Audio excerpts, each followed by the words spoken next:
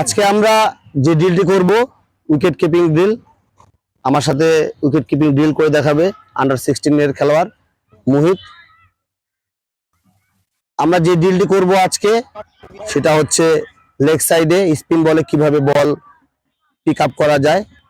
1 2 3 এই ফরম্যাটে আমরা এই ড্রিলটি করে আপনাদেরকে দেখাবো। প্রথমে আমরা খুব সুন্দরভাবে বসবো। মোহিত বসে দেখাও।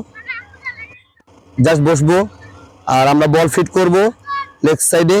তো মোহিত 1 2 3 এই ফরমেশনে আমাদেরকে ড্রিলটি করে দেখাবে। রেডি? আমরা প্রথমে বল ফিট করছি। গুড। ফার্স্টে 1 2 3 আর ফার্স্ট। গুড। আনহ্যান্ড। গুড। সুন্দর করে বসবো। গুড।